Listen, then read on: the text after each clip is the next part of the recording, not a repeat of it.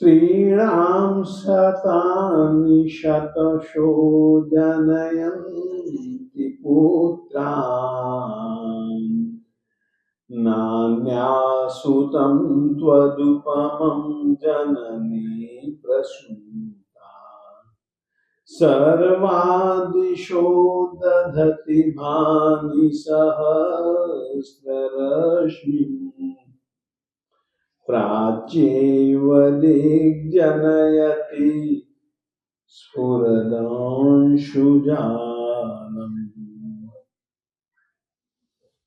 भक्त अमर स्तोत्र का यह 22वां श्लोक। 22वें श्लोक का उच्चारण हम यदि शुद्ध रूप से करना चाहते हैं, शुद्ध रूप का तात्पर्य स्वर का स्वर की तरीके से, व्यंजन का व्यंजन के तरीके से, और जहां पर ये दोनों संयुक्त हैं स्वर और व्यंजन, तो उनके उच्चारण उसी ढंग से अपने को करना, इसका नाम है शुद्ध उच्चारण। तो शुद्ध उच्चारण के लिए वर्ण विभेद, वर्णों से अक्षर बनते हैं और अक्षरों से पद बनते हैं, पदों से श्लोक बनते हैं। यह एक श्लोक है और उस श्लोक का यह पहला पद स्त्रीणां शतानि शतशो जनयन्ति पुत्रान्, इस पहले पद का अपन लोग वर्ण विभेद करेंगे। देखिए, इसमें स्त्रीणाम में स भी है हलंत, त भी है हलंत, र भी है हलंत, मगर र में ई मिली तो शब्द बन गया स्त्री। स्त्री स प्लस त प्लस र प्लस दीर्घ ई, इणाम, ण प्लस आम, तो स्त्रीणाम। शतानी, श प्लस अ प्लस त प्लस आ प्लस न और प्लस ई, तो बन गया शतानी। शतानी, शतानी तालव्य श है इसीलिए शतानी। शतशो, श में अ है तो ही ये श पूरा हुआ। त भी त है हलन, त में अ जुड़ा तो शत शो। श है, श में ओ स्वर जुड़ा तो स्त्रीणाम शतानि शतशो। स्त्रीणाम शतानि शतशो जनयन्ति, ज में अ जुड़ा तो ज पूरा बन गया। फिर उसके बाद में न है हलंत, न में अ जुड़ा तो न पूरा बन गया। उसके बाद में है यह हलंत है और उसके साथ में अंति प्रत्यय है, तो अंति का हम अन जोड़ देंगे तो जनयन, त प्लस ई तो जनयन्ति। स्त्रीणाम शतानि शतशो जनयन्ति पुत्रान्। प में ऊ स्वर की मात्रा है तो प प्लस छोटे ऊ की मात्रा तो पू। पुत्रान, त हलंत है, र भी हलंत है और उसके बाद आ है तो पुत्रा। न हलंत है तो पुत्रान। याद रखिएगा, हलंत होने के कारण हम पुत्रान बस ऐसा ही बोलेंगे, पुत्रान ऐसा नहीं बोल सकते। हलंत है यानी कि स्वर रहित है तो स्वर रहित व्यंजन को हम लोग उसी रीति से ही बोलेंगे ताकि किसी भी स्वर का उच्चारण न के साथ में न हो सके। फिर से स्त्रीणाम शतानि शतशो जनयन्ति पुत्रान नान्या नान्या सुतम त्वदुपमम जननी प्रसूता। देखिए स में जो ऊ है वो बड़े ऊ की मात्रा है, तो प्रसूता नहीं प्रसूता। बड़े ऊ की मात्रा को बड़े ऊ की मात्रा के समान ही बोलेंगे, दीर्घ ऊ के समान ही बोलेंगे। जननी दीर्घ ई है, जननी प्रसूता सर्वा। अब देखिए सर्वा हम नहीं बोल रहे, हम बोले सर्वा। र हलंत है, स प्लस अ प्लस र प्लस व प्लस आ, तो सर्वा। तो र जो है हलंत होने के कारण से ऊपर चले गया। सर्वा दिशो दधति भानि सहस्र सहस्र रश्मि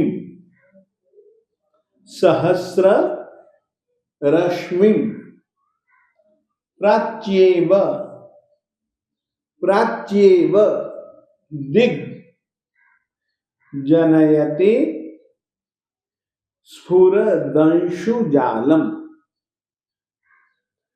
फिर से लेंगे शुद्ध उच्चारण। ये तो मैंने वर्ण विभेद किया। वर्ण विभेद करने के बाद में कौन सा स्वर किस व्यंजन के साथ में जुड़ा है वो हमने बतलाने की चेष्टा की, या कौन सा स्वर किस व्यंजन के साथ या कौन सा व्यंजन किस स्वर के साथ, वो जानने के लिए हमको वर्ण विभेद करना चाहिए। वर्ण विभेद करने से हम जिस किसी भी शब्द का प्रयोग इन्होंने किया है उस शब्द को उस वर्ण को हम सही ढंग से बोल पाएंगे।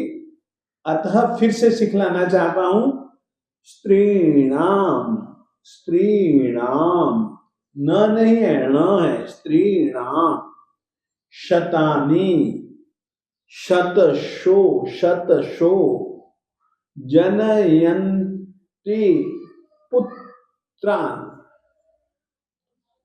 नान्या सुतम त्वदुपमम जननी प्रसूता प्रसूता सर्वा दिशो दधति भानि सहस्र रश्मिं प्राच्येव दिग्जनयति स्फुरदंशु जालम।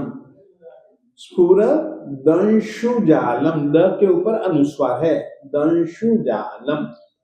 इस तरीके से आप पूरे के पूरे श्लोक को वर्ण विभेद करने के बाद उनको आपस में जोड़ करके शब्द का उच्चारण सही ढंग से करें, यह ही उद्देश्य।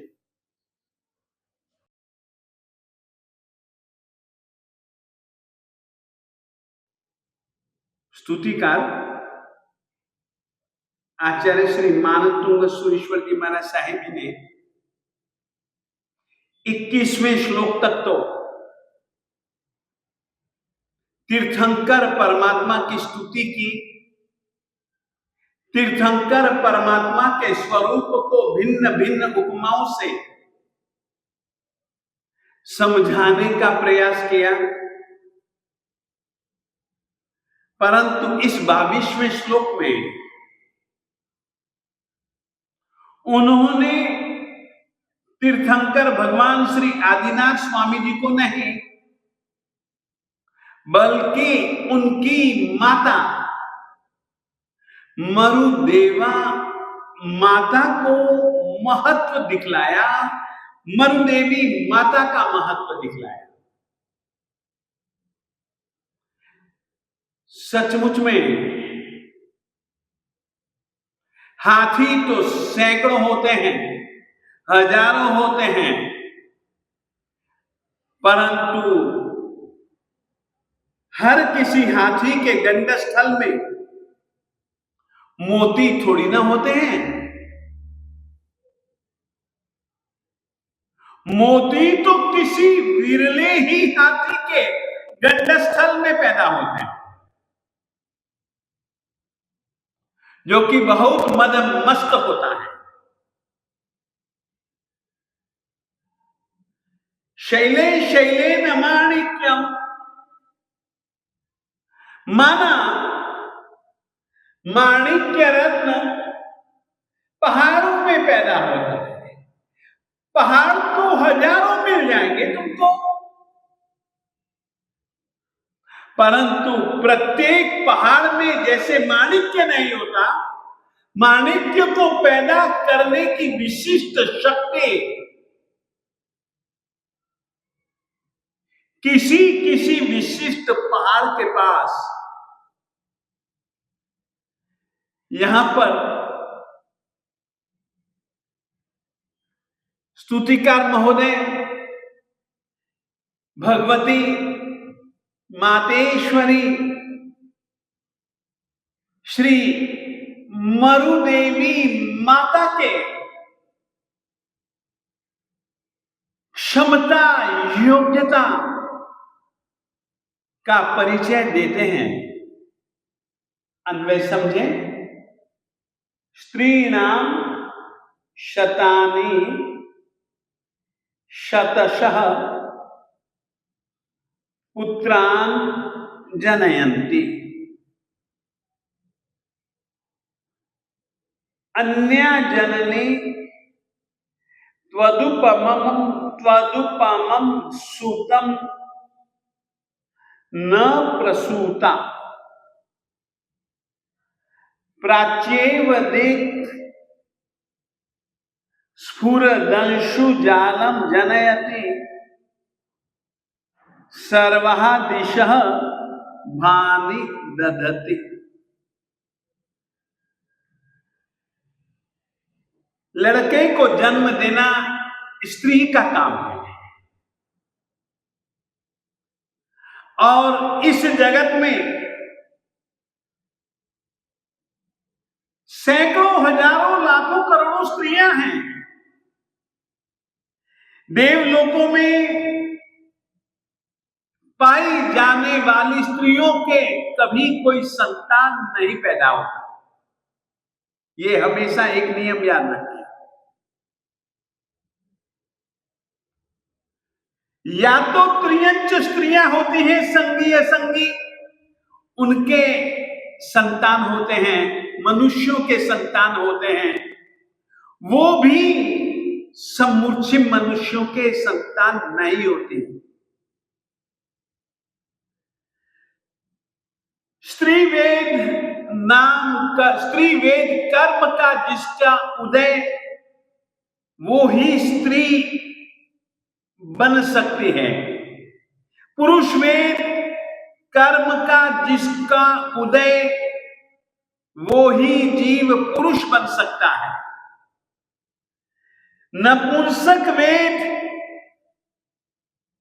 कर्म जिसके उदय में आता है, वे जीव ही नपुंसक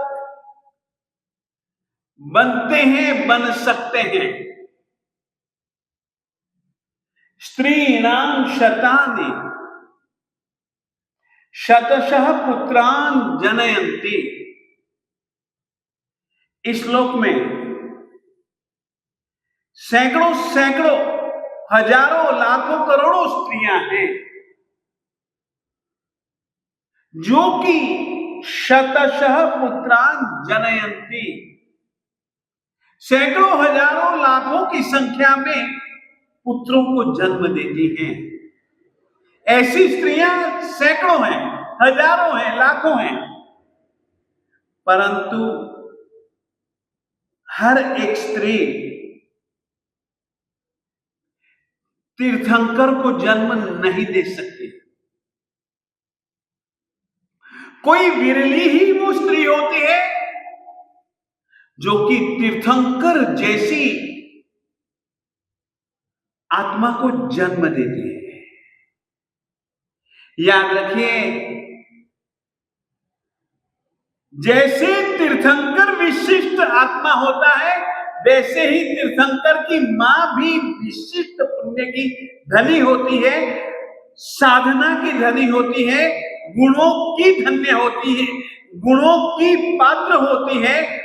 उन्हीं के ही बहुत सारे गुण तीर्थंकर की आत्मा में दिखते हैं मेरे देवता। स्त्रीणाम शतानि शतशः पुत्रान जयन्ति अन्य जननी त्वदुपमं सुतं न प्रसूता। प्राच्येव दिक् स्फुरदंशु जालम जनयति सर्वा दिशः भानि ददति। याद रखिएगा,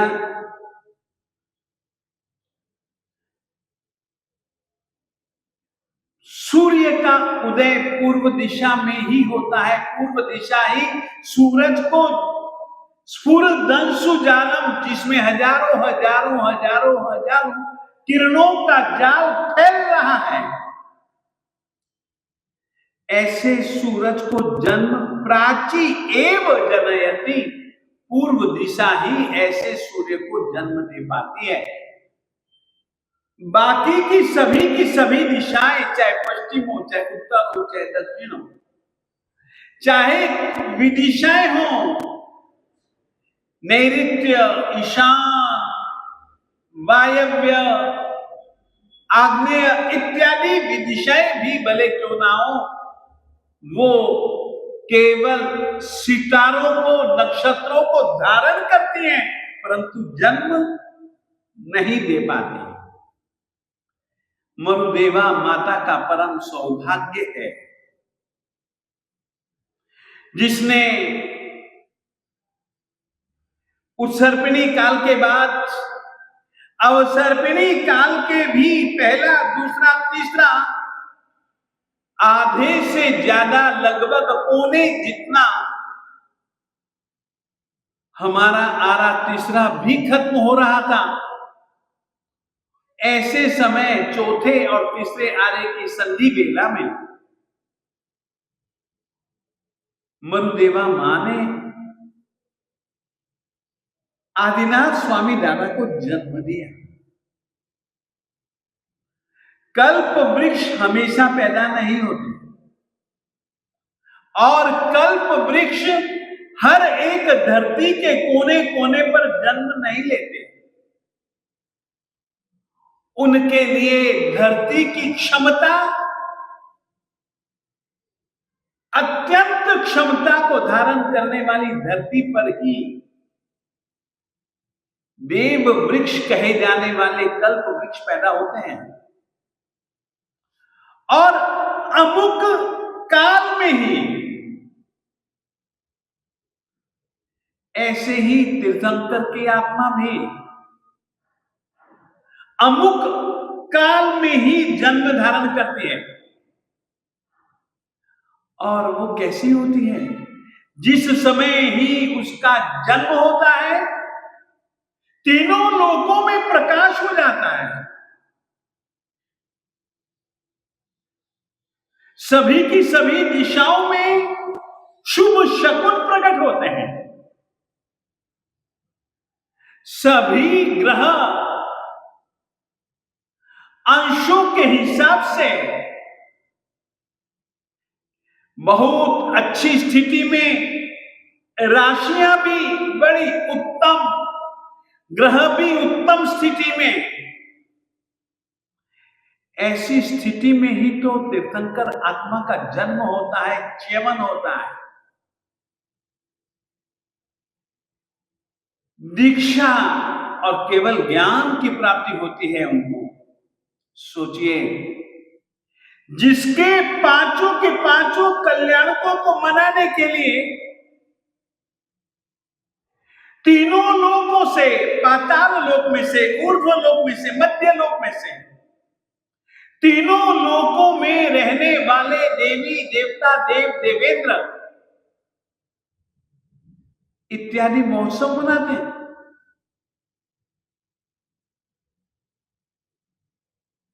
तीर्थंकर परमात्मा की सेवा के लिए तरसते हैं। वे तीर्थंकर धर्म तीर्थ की स्थापना करते हैं, मगर उससे भी पहले उन्होंने प्रत्येक जीवात्मा के कल्याण के लिए संकल्प किया होता है।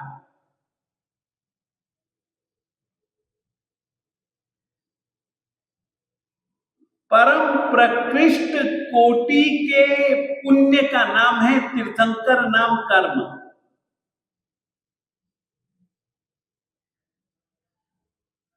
और जिसके तीर्थंकर नाम कर्म उदय में आता है, वह सभी जीवों का कल्याण करने में सक्षम होता है। उनके कैसे कैसे 34 अतिशय,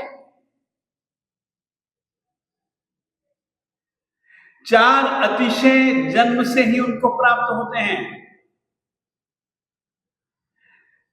4 घाती कर्मों के क्षय से 11 अतिशय और 19 अतिशय जो देवता लोग प्रकट करते हैं, ऐसे तो 34 अतिशय। लोक में जिस समय तीर्थंकर परमात्मा होते हैं, उस समय उनसे ज्यादा उत्कृष्ट प्रकृष्ट कोटि का पुण्य किसी भी जीवात्मा के पास में नहीं, रूप लावण्य किसी के भी पास में नहीं, न देवी देवता न मानव।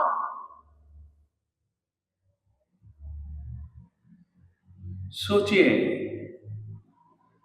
किस तरीके की वह परम दिव्य विभूति होगी। मानव के रूप में जन्म लेकर के भी देवी देवता जिसको देवादि देव के रूप में मानते हैं, स्वीकारते हैं और पूजते हैं,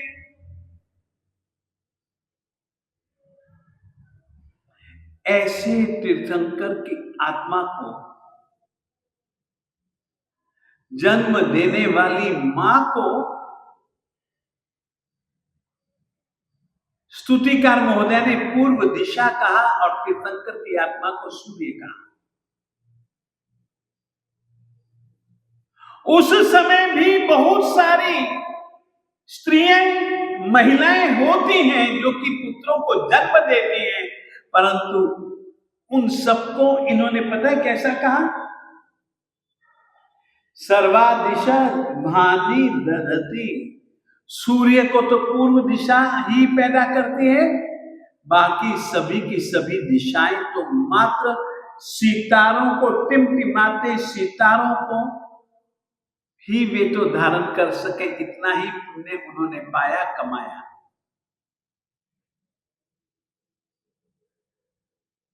तीर्थंकर एक विशिष्ट व्यक्ति, विशिष्ट साधनाशील व्यक्ति, जिन्होंने अपने पूर्व जीवन में भी उत्कृष्टतम कोटि की साधना की, तो माता ने भी कोई कम साधना नहीं की, तो ही तो वो तीर्थंकर की मां बन पाए।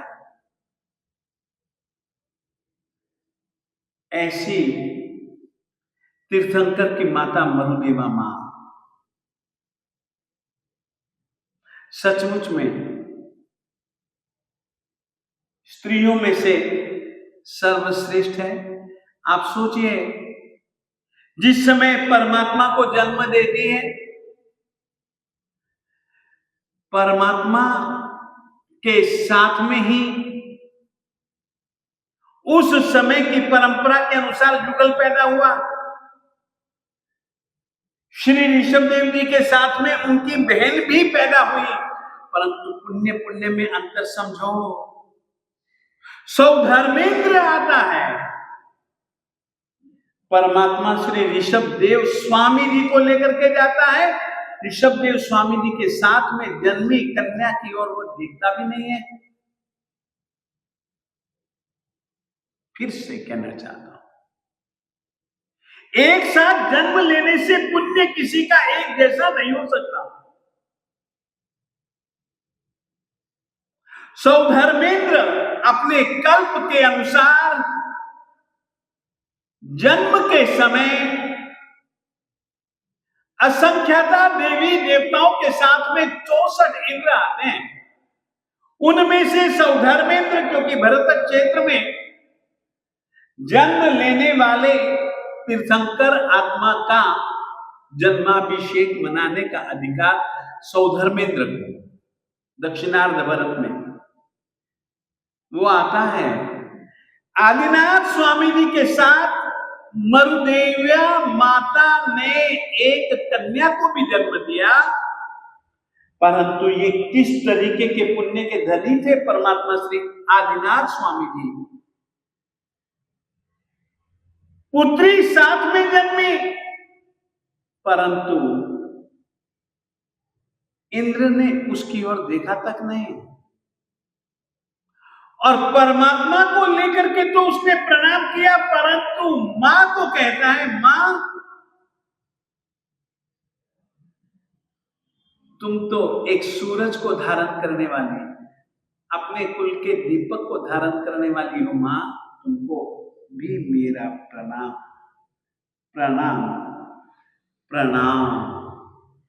सोचो, ऐसे पुत्र को जन्म देने से ही वह माता भी 56 दिक्कुमारिकाओं, असंख्याता देवी देवताओं और देवेंद्रों के लिए भी पूज्य बन गई। मां का भी कैसा पुण्य होगा। परमात्मा की तो स्तुति करते ही करते, मगर माता को भी प्रणाम, माता को भी स्तुति, माता के भी गीत, ऐसी होती है तीर्थंकर की मां। इसीलिए कहा, तीर्थंकर रूपी सूर्य को जन्म देने वाली पूर्व दिशा के समान अगर कोई है तो वो तीर्थंकर की माता है, आदिनाथ स्वामी जी की माता मरुदेवा। श्रमण भगवान महावीर स्वामी जी की माता त्रिशला, पार्श्वनाथ स्वामी जी की आत्मा वामा। ये इस तरीके से माता के एक योग्यता, और हमेशा याद रखिए, तीर्थंकर की आत्मा को जन्म देने के बाद फिर वह मां किसी दूसरे पुत्र को जन्म नहीं देती। कोई अपवाद कोई मिल जाए तो वो बात जुदा है, अन्यथा नहीं। इस तरीके से स्तुतिकार महोदय ने मूल स्वरूप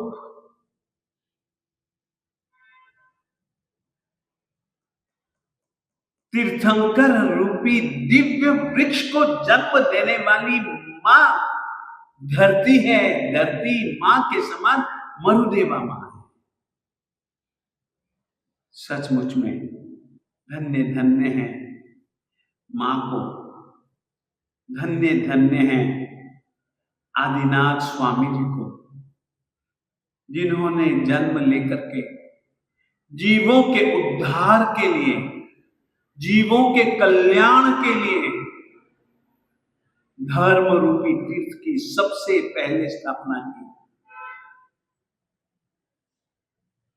ऐसे परमात्मा को और परमात्मा की माता को धन्य धन्य है हम परमात्मा की और परमात्मा की माता की खूब खूब खूब खूब खूब खूब सेवा करें, भक्ति करें, उनका आदर सत्कार सम्मान करें, इतना ही।